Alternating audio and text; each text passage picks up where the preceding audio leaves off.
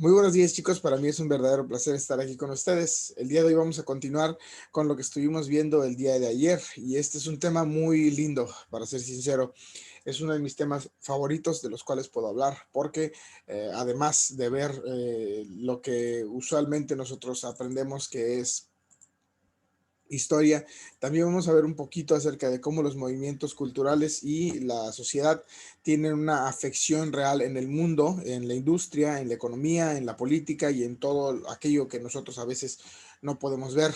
Entonces, el día de hoy, señores, vamos a estar hablando de movimientos sociales. Así como lo oyen, vamos a hablar acerca de los movimientos sociales que tan polémicos son y tan importantes son al día de hoy, porque muchas personas, a mucha gente le resulta complicado comprender y analizar cuál es el origen y cuál es la funcionalidad de los movimientos sociales.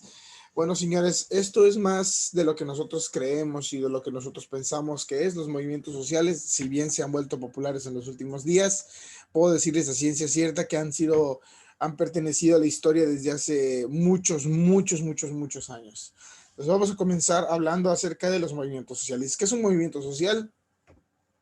Un movimiento social es una forma de acción colectiva, es decir, que un montón de personas se ponen de acuerdo para hacer algo y la existencia de esa acción colectiva implica la preexistencia de un conflicto, es decir, que hay un problema, una tensión que trata de resolver, haciéndolo visible, dándole dimensiones, esa acción colectiva. En otras palabras, es cuando un montón de personas ven que existe un problema en nuestra sociedad y deciden hacer algo para enfrentar el problema, ya sea protestando, ya sea haciendo una marcha. ¿Con qué finalidad? Con la finalidad de darle una digna resolución, ya sea porque quieren hacerlo visible, es decir, quieren exponer el problema frente a la sociedad para que ésta lo vea, o dándole dimensiones, es decir, acrecentando el conflicto para que alcance a más personas y más personas puedan saber de qué se trata y por qué es tan importante hablar del tema. Movimientos sociales hemos visto muchos recientemente. Los más populares, porque son los que más mueven a las personas, son los movimientos feministas y los movimientos proabortistas. Ambos movimientos en pro de la salud de la mujer. Yo no voy a decidir si están bien o están mal, ni mucho menos quiero influenciarlos al respecto. Lo que estoy diciendo es que estos son los movimientos más populares, los movimientos que más provocación han causado en los últimos años. Pero bueno, algo muy interesante a tomar en cuenta acerca de los movimientos sociales es que una característica muy buena de ellos, o quizás muy notable de ellos, es que tienden a ser movimientos juveniles. Es decir, la mayoría de las personas que se enfrascan en movimientos sociales o movimientos del cambio social tienden a ser personas jóvenes. Y tanto su juventud como su energía y las diferentes formas que tienen de responder a problemas, ay, disculpen, a los que nosotros o a las personas mayores tienden a conocer o a responder diferente, pues eso es precisamente lo que caracteriza o lo que propicia que las personas hagan los movimientos juveniles. En un sentido genérico, los movimientos juveniles se caracterizan por tener formas de expresión importantes. También tienen en un sentido genérico de característica que tienen una forma de vestir, de comportarse, de pensar, música que escuchar, este, formas de vivir, etcétera, etcétera, etcétera. Ahora, hablemos de los movimientos juveniles que más tuvieron importancia durante la década de las décadas de las que hemos estado hablando, la segunda mitad del siglo 20, estamos hablando de 1950 hacia adelante. Vamos a empezar a hablar acerca de los movimientos juveniles más relevantes y más importantes que tuvieron un impacto cultural a nivel mundial y que por lo tanto presentaron un desafío para la política, el gobierno y las circunstancias de ese entonces. Recuerden que la mayoría de estos movimientos juveniles ocurrieron en el arco de la Primera y Segunda Guerra Mundial y posteriormente la Guerra Fría, la Guerra de Vietnam, hasta nuestros días. Es decir, que fueron movimientos juveniles que surgieron en una época de dificultad tanto política como económica como internacional, ¿ok? Entonces vamos a hablar acerca de los movimientos juveniles que fueron más populares o que tuvieron mayor influencia en la humanidad. Primero que nada tenemos que hablar del rock and roll.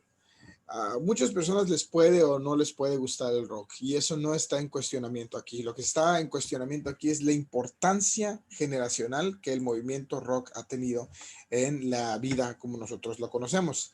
Literalmente el rock and roll no solamente removió y sacudió a la industria tecnológica, sino también tenemos que entender que muchas de las pautas culturales predominantes en la sociedad estadounidense se dieron gracias al rock and roll. Primero que nada, el contenido social del mismo. Por si ustedes no lo sabían, el rock and roll tiene un contenido social importante, debido a que durante mucho tiempo se utilizó la música para protestar en contra de las injusticias y protestar en contra del malestar social que asolaba a ese entonces la comunidad. Esta protesta política, este contenido social provenía y se encontraba en la materia del rock mismo. Para quienes no lo sepan, las personas que se encargaron de crear el rock and roll fueron los afroamericanos, la gente negra, la gente de color. En Estados Unidos había una forma de segregación racial que era casi tan grave como las otras formas de segregación social que habían en Sudáfrica u otros países del mundo.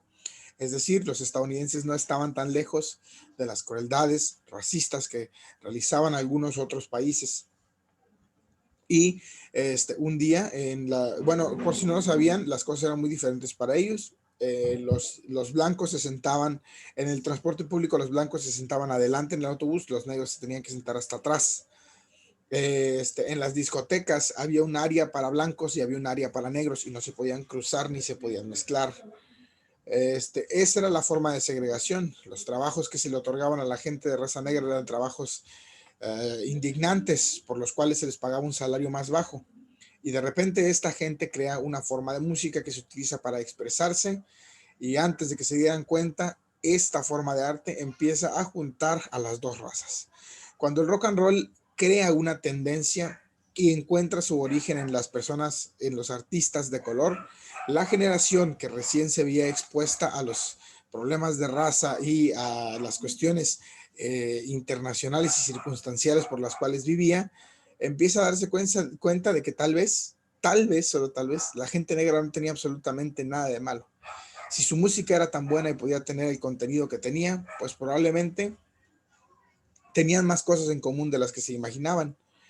Por lo que la música o el rock and roll fue el primer parteaguas para acabar con el racismo y finalmente destituir la segregación social que se ocasionaba en Estados Unidos.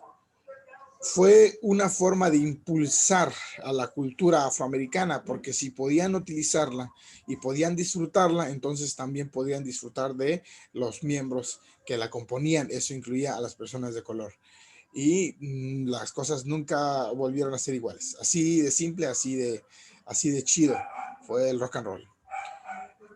Eso es hablar del contenido social del rock and roll sin contar el contenido o el impacto que tuvo en la industria electrónica. ¿Cómo es que el rock and roll tuvo un impacto importante en la industria electrónica? Muy fácil, señores, porque los discos se empezaron a vender en ese entonces. ¿Recuerdan los discotes esos gigantescos de vinilo que nosotros, que ahora se coleccionan como si fueran artículos, antigüedades y cosas por el estilo? Pues resulta que en ese entonces el disco fue la primera vez que empezó a venderse y fue popularizado por las emisoras de radio que se especializaban en audiencias juveniles y de repente se convirtió en el principal medio de difusión del rock and roll. Así fue como nació la industria electrónica. La industria electrónica, que consiste en la producción y en la distribución de música, se creó en base al rock and roll y a la necesidad que tenían las personas de compartir esta música. Antes de eso ya existían los megáfonos, ya existían los CDs, pero nunca habían sido utilizados para comercializarse como artículos de entretenimiento hasta la época del rock and roll. Entonces, la música cambió la forma en la que vivimos y también cambió la forma en la que consumimos. Es decir, sin el rock and roll probablemente no habría Spotify, probablemente no habría discos, probablemente no habría tanto éxito en las producciones y disqueras como lo hay hoy. Así de simple, ¿no? Fue un paso, un parteaguas para la industria electrónica, para la sociedad norteamericana, que posteriormente contagiaría de sus ideas a muchos otros países, y para disminuir el racismo en algunos países donde se sufría todo el tiempo. Después del rock and roll viene la contracultura hippie. La contracultura hippie, señores, es el resultado o la respuesta a la cultura política que se vivía en ese entonces. La contracultura hippie surge en la época de guerra, posterior a los 60s y entrando entre los 70s y 80s. La contracultura hippie es la respuesta que le dan los jóvenes a las circunstancias mundiales en las que ocurrían, en las que se encontraba el mundo en general. Todo el tiempo, todos los días, en la televisión, lo que consumían los norteamericanos, las imágenes que se veían eran las imágenes de terror, las imágenes de la guerra de Vietnam, las imágenes de la Guerra Fría, la propaganda en contra de unos y otros. Y entonces, finalmente, hartos de este malestar social que provocaba la guerra y el conflicto, los jóvenes surgen como es un resurgimiento del rock. Técnicamente, la contracultura hippie utilizaba otra vez el rock para expresar sus emociones, pero ahora con un mensaje distinto, un mensaje en respuesta a la guerra, era el mensaje de el amor y la paz. La contracultura hippie basa sus creencias y sus principales formas de pensar, número uno, en la tranquilidad, la paz y la igualdad entre todas las personas. Es decir, los hippies revivieron la idea de evitarse la segregación racial, de juntarse unos con otros y no tenerle miedo al prójimo, sino amarlo. Profesaron una cultura de mantener la paz y evitar la guerra. Y además también tenían esta relación ambientalista, pues ellos se oponían a el uso de los materiales naturales para la explotación y los movimientos bélicos y políticos. Entonces, el movimiento ambientalista, cuando la gente se empieza a dar cuenta de que la industria está abusando de nuestros recursos naturales, pues entonces surgen los hippies. Y los hippies dicen, no, tenemos que cuidar al mundo. El mundo es nuestro hogar y como todos somos del mundo, todos merecemos igualdad. Entonces, no deberíamos de hacer la guerra, deberíamos de hacer el amor. Y vámonos, de repente, su cultura se convierte en una amenaza para la forma de vida en la que vivían los norteamericanos capitalistas. Y mientras que los norteamericanos experimentaban con una droga que te permitía controlarte, de repente sale a la luz y esa droga no solamente no te controla, sino que te hace ver unas imágenes impresionantes. Se encuentra el LSD o ácido y se convierte en la imagen principal de la cultura hippie que, basada en el consumo de drogas, el bienestar, el sexo, la liberación de la mujer, el ambientalismo, se fundamenta, se crea, se mantiene, se sostiene y al parecer representa una amenaza para todo lo que los demás gobiernos norteamericanos decían. Imagínense lo que hubiera sido vivir en un lugar donde se pudiera vivir la contracultura hippie. Yo creo que la mayoría de nosotros que somos jóvenes y somos rebeldes hubiéramos estado ahí y no hubiéramos hecho mucha diferencia, pero sí hubiéramos sido parte de un movimiento impresionante. Y la verdad es que hoy en día los vemos un poquito mal, pero en su momento se necesitaba de este tipo de personas que esparcieran un mensaje de esperanza en medio de un desastre que ocurría en el resto del mundo. Los hippies tuvieron los primeros movimientos ambientales, tuvieron los primeros movimientos feministas importantes en el siglo XX y posteriormente, bueno, eso también es importante darlo a conocer. Las mujeres se empezaron a liberar después de la Segunda Guerra Mundial. ¿Qué fue lo que pasó? Que todos los hombres se fueron a la guerra. Y como todos los hombres estaban en la guerra, las mujeres empezaron a hacer los trabajos de los hombres. Y ellas empezaron a ganar y a obtener los mismos beneficios que los hombres. Entonces estas mujeres se quedan sin sus maridos durante 8, 5, 6 años, hacen sus propias vidas, se convierten en sus propias jefas y de repente llega un soldado apestoso a decirles, no, que quiero que me hagas de comer y dejes de trabajar. Y las mujeres eran así como de que, güey, no, ya cambiaron las cosas, yo puedo ser libre y decidir por mí misma. Entonces se acabó tu esposita sumisa y a partir de ahí las mujeres empezaron a crear movimientos feministas relevantes. Sí, fue el resultado de la Segunda Guerra Mundial, porque ya no querían seguir siendo serviciales, y qué chido y qué bueno por ellas. Muy bien, ahora, del otro lado del charco, en México. Señores, aquí en México el rock y la cultura hippie también llegaron, aunque llegaron unos años más tarde. El movimiento estadounidense en contra de la guerra de Vietnam adquirió cierta popularidad y entonces los movimientos juveniles de mexicanos aquí empezaron a crear como esta conexión entre los norteamericanos, los hippies, y el mensaje de amor, paz y evitar la guerra, principalmente encarado por el Partido Comunista Mexicano, PCM, y las Juventudes Comunistas, JC, quienes fueron los canijos que popularizaron el comunismo en nuestro país. No crean que a México no llegó el comunismo, también llegó, señores. Lo que pasa es que no tuvo éxito porque aquí en México nos reprimieron muy mal.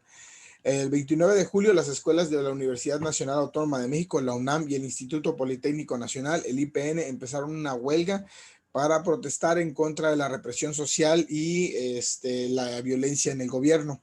Entonces, estos jóvenes inspirados por el comunismo, por el bienestar del pueblo y por los movimientos hippies que se realizaban en los Estados Unidos, crean un mensaje de solidaridad y provocan sus propios movimientos. ¿En contra de qué? En contra de la brutalidad policíaca y la represión gubernamental, porque el gobierno mexicano todo el tiempo silenciaba a quienes hablaban, mataba a quienes tenían que matar para que no los metieran en problemas, y últimamente lastimaban a grandes grupos de personas ignorando el bienestar general para hacer lo que a ellos se les daba la gana. Entonces lo que pasó fue que el 29 de julio de 1968 la gente empieza a moverse y a protestar y los mexicanos se unen y de repente el movimiento estudiantil se genera de un movimiento más grande y cada vez más grande, y entonces el movimiento estudiantil empieza a adquirir connotaciones cada vez más políticas, arrastrando a otros sectores sociales que vieron la oportunidad y se aprovecharon de protestar de la misma manera como trabajadores y miembros incluso de las agrupaciones estudiantiles que no eran estudiantes sino maestros, y de repente representaron una amenaza para el gobierno mexicano. El gobierno mexicano veía que estaban pidiendo justicia y estaban pidiendo que no se les reprimiera, que no se les oprimiera, que no se les aplastara. Estaban pidiendo que el gobierno dejara de maltratar las vidas de los mexicanos. ¿Y cómo respondió el gobierno mexicano? Haciendo la matanza de Tlatelolco el 2 de octubre de 1968. Donde Gustavo Díaz Ordaz dijo: hemos tolerado mucho a estos mexicanitos, les vamos a enviar al ejército, y el ejército abrió fuego y mató a muchos estudiantes, pese a que el número de muertos se redujo a una cantidad una cantidad impresionantemente baja. No encuentro formas decentes de decir estas cosas. El punto es que mientras que en otros países y en otros lugares la gente estaba protestando por la justicia y estaba ganando, aquí en México nosotros protestamos por la justicia y nuestros propios gobernantes nos oprimieron, nos reprimieron y nos atacaron violentamente. Esto sigue pasando. Para 1970, 2 años después de Tlatelolco, hubo una represión violenta. Hace unos años, cuando desaparecieron los 43 estudiantes de Ayotzinapa, no se olviden que eran 43 normalistas que estaban protestando también. El gobierno mexicano los agarró y los desapareció. Nos siguen reprimiendo, nos siguen tratando como si no valiéramos nada. Y es una crueldad, pero también es una realidad.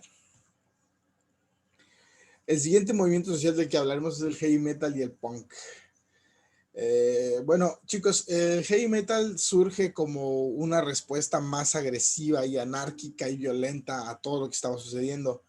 Lo que pasó es que la mayoría de las personas acabaron cayendo en la desdicha y el caos después de que el rock and roll y la cultura hippie no fueran suficientes para promover el bienestar en los países. Entonces, todo nace en Led Zeppelin, que es una legendaria banda de rock, en la que Jimmy Page, el guitarrista, hacía un solo y un comentarista dijo: no manchen, un comentarista de radio dijo: la guitarra de Jimmy Page suena como metal pesado cayendo del cielo.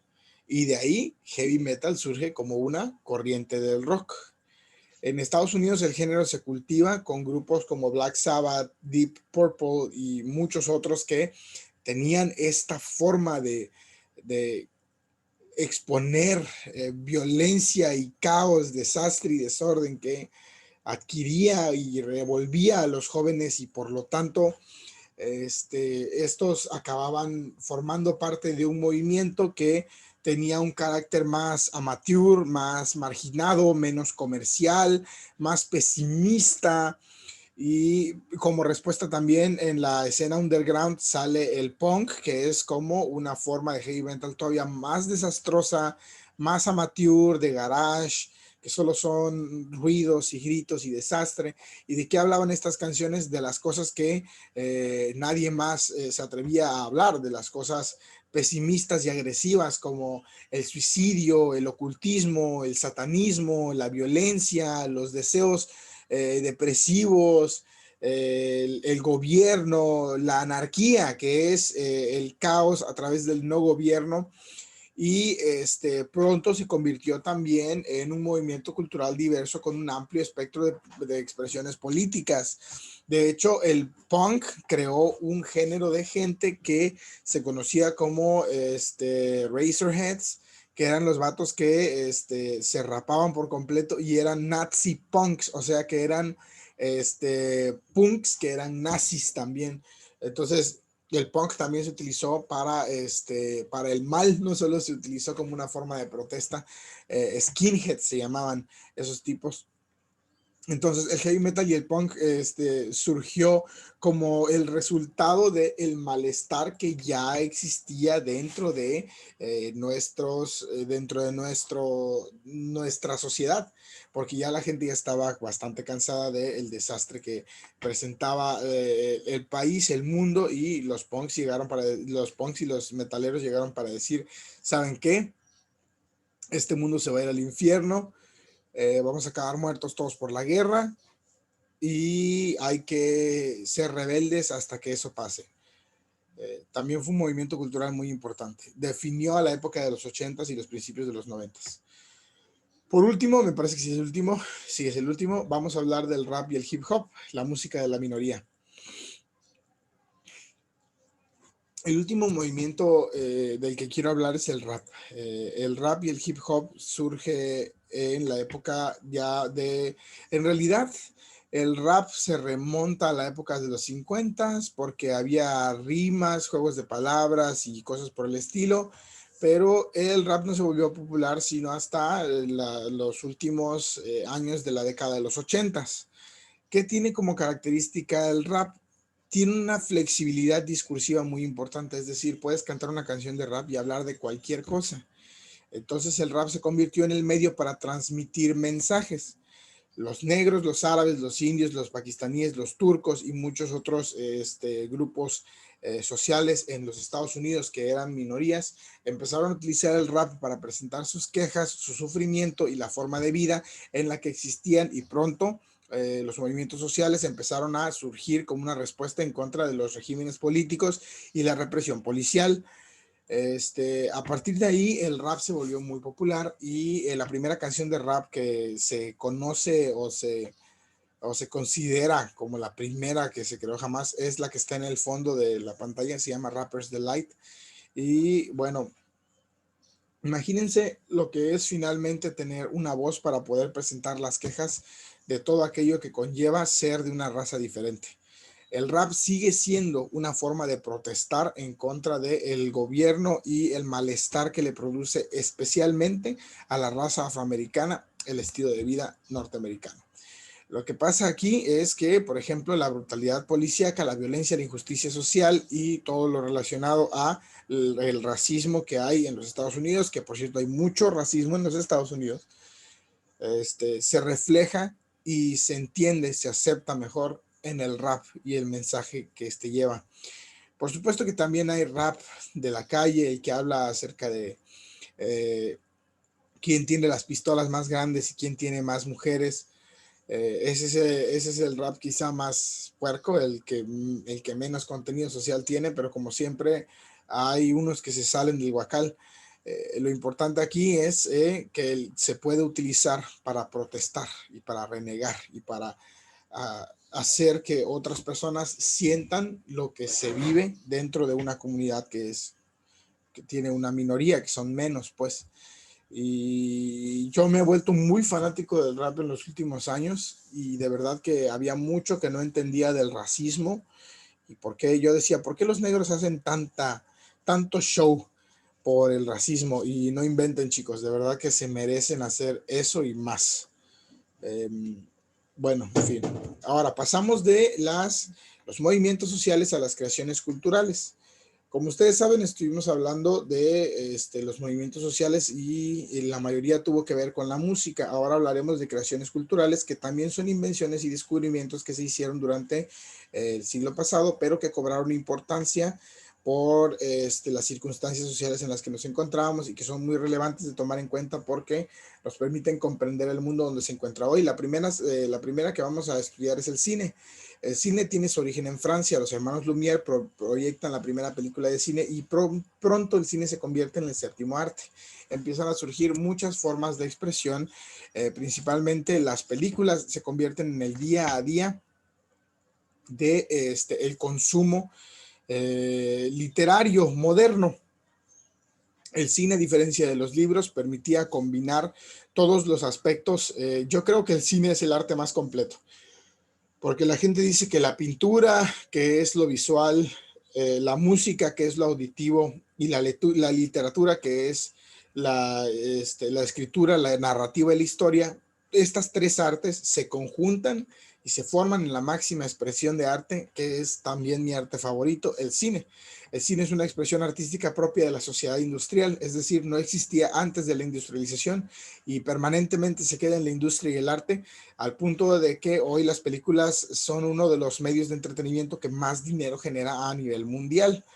Todo esto sucede con el invento del cinematografé de los hermanos Lumière en Francia, y a partir de ahí todo empieza a cambiar.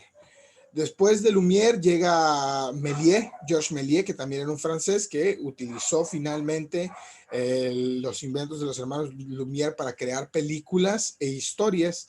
Este señor creó El viaje a la luna, que es considerada como una de las primeras películas de la historia, filmada en 1902.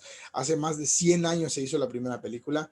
Y con decorados y efectos visuales, este señor creó efectos especiales y técnicas que todavía provocan discusión en el cine moderno. La industria cambió, se modificó y se hizo una industria polivalente, es decir, que permite ganar dinero, los artistas lo consideran un medio, también se convierte en una forma de expresión, sirve para narrar y relatar historias, también sirve para transmitir mensajes y algunos políticos lo utilizan para mediatizar y manipular a las masas, como lo hacían los alemanes con la propaganda alemana. El cine que más conocemos nosotros es el cine estadounidense. El cine que más llega a nosotros porque es el cine de blockbuster, es la industria que más personas alcanza y que por lo tanto consume más. Algunas de las películas más influyentes del siglo pasado se encuentran en el fondo de esta pantalla. Por ejemplo, ahí pueden ver una foto de Star Wars. El episodio 4 de Star Wars es un antes y después en el cine. A mucha gente no le gusta Star Wars. A mí me encanta Star Wars. Literalmente tengo un altar de Star Wars en mi habitación, pero a algunas personas no y yo los entiendo perfectamente. Lo interesante aquí es que estas sagas de cine llegan para revolucionarlo y para cambiar el juego en cuanto a efectos especiales se llama, y por supuesto promueven nuevas tecnologías digitales que posteriormente se convierten en un común denominador a llegar al punto en el que ya todo se graba en una pantalla verde. Fíjense cuánto ha avanzado la tecnología a través del cine, cómo se veían, por ejemplo, las películas de Disney y Pixar en la época de los 90 y cómo se ven ahora. Un día de estos, chéquense Toy Story 1 y luego véanse la última de Toy Story, creo que es la 4. Fíjense cuánto ha cambiado la animación. A veces nos olvidamos de cuánto ha avanzado la tecnología porque nosotros la vemos progresar y es hasta que la revisitamos que nos damos cuenta de que la verdad estaba de la fregada antes. El cine mexicano contemporáneo tuvo una época de oro. La época de oro se dio en la segunda mitad del siglo XX en las películas cabareteras y ahí se estereotiparon muchos personajes como el del macho mexicano, producido principalmente por Pedro Infante, que fuera uno de los artistas más grandes de su época. Y posteriormente hubo un vacío cinematográfico en la época dorada de México. México tuvo una de las primeras películas nominadas a Oscar. La película de Macario se nominó a un Oscar por película extranjera y México tuvo una época realmente prolífera en el cine clásico. Pero después de eso se fue todo a la fregada. Y a partir de ahí México empezó a lucirse más que nada, no por su arte, sino por los artistas que se podían encontrar en él. No tengo una imagen aquí de ellos, pero los artistas principales mexicanos que revivieron el cine mexicano y pusieron a México a través en el mapa fueron los tres grandes directores de cine mexicano: Guillermo del Toro, Alfonso Cuarón y Alejandro Iñárritu. Estos tres canijos nos pusieron otra vez en el mapa, solitos ellos tres, y demostraron que México tiene buenas producciones cinematográficas, haciendo a un lado, por supuesto, las comedias románticas que hace, por ejemplo, Omar Chaparro de No Manches Frida, y este cine que es como más juvenil, menos contenido social, es más comedia, que parece ser que la comedia mexicana es lo único que saben hacer y que siempre es la misma. Siempre son fresas y nacos, y eso es clasista. Siempre son engaños y escándalos, y eso es muy farandulero. A mí no me gusta mucho el cine mexicano de blockbuster, pero no me cabe duda de que hay cine mexicano bueno. En los festivales de Puebla y de Morelia hay mucho cine mexicano bueno. Si tienen interés en ver las películas mexicanas que son buenas, en Amazon Prime están las películas mexicanas de los festivales de cine de Morelia. Yo no lo podía creer cuando las vi. También hay cine español que es muy bueno. El cine europeo fue un cine muy trágico. Tuvo su hogar principalmente en Italia, en Francia y en España. España reflejaba películas de tramas muy buenas. Italia creó el género de los spaghetti western, que fueron las películas de vaqueros. Y finalmente en Francia se creó el cine existencialista, el cine que hablaba de la cotidianidad y estar triste todo el tiempo. De ahí salen las imitaciones en blanco y negro. Pero bueno, además de eso, también en el cine asiático se generaron muchas cosas importantes. Los asiáticos son importantes por dos cosas. Número uno, por el género de horror y aventura que inventaron en su propia época, y también porque ellos son los creadores del anime. En 1988 se dirigió la primera película de anime que se llamaba Akira, basadas en un manga que es como un cómic japonés. El anime es una forma de animación de procedencia japonesa que ha cobrado una importancia muy relevante a nivel mundial.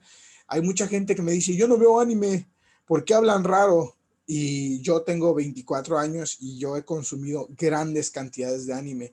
Y yo les digo desde ya, señores, que si ustedes no ven anime o no ven alguna película, que porque hablan chistoso, que porque hablan otro idioma y no se les entiende, neta, abran un poquito más su mente a las culturas asiáticas, porque de verdad que en la cultura asiática hay cosas impresionantes.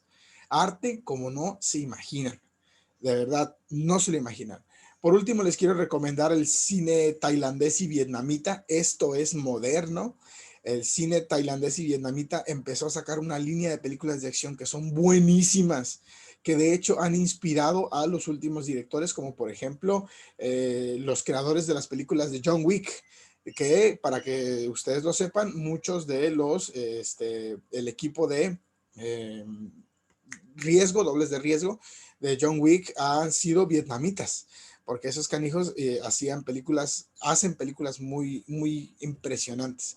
Yo les recomiendo los trabajos de un director que se llama Timo Tollanto. En Netflix tiene una película que se llama La noche nos persigue, y es buenísima, señores, buenísima. Es una película de acción de ida y vuelta, la puedes ver 400 veces. Es muy violenta, eso sí, pero es muy divertida. Bueno, y por supuesto, de lo que podemos hablar y de lo que yo no sé mucho y por lo tanto siempre lo dejo atrás, es el posmodernismo en la pintura. La pintura encontró nuevas formas de arte y esa va a ser su tarea de hoy. Investigar cuáles fueron las corrientes de pintura que surgieron en el siglo XX y cuáles son sus características principales. ¿Qué es el expresionismo y abstraccionismo? ¿Qué es el puntillismo? ¿Qué es el cubismo? ¿Qué es el dadaísmo? ¿Qué es el surrealismo? ¿Y qué es el arte pop? Recuerden, señores, que estamos hablando de pintura. No me vayan a buscar esto en filosofía o en música o en cine. No, esto es pintura. Entonces, pintura expresionista, pintura puntilista, pintura dadaísta. No vayan a buscarlo solo así porque les va a parecer demasiado. Búsquenlo enfocado a la pintura. Ya terminamos hoy, chicos. Con eso quedamos. Me dio mucho gusto verlos. Nos vemos mañana, probablemente a tiempo. Que tengan bonito día. Feliz Día de Reyes. Partan rosca.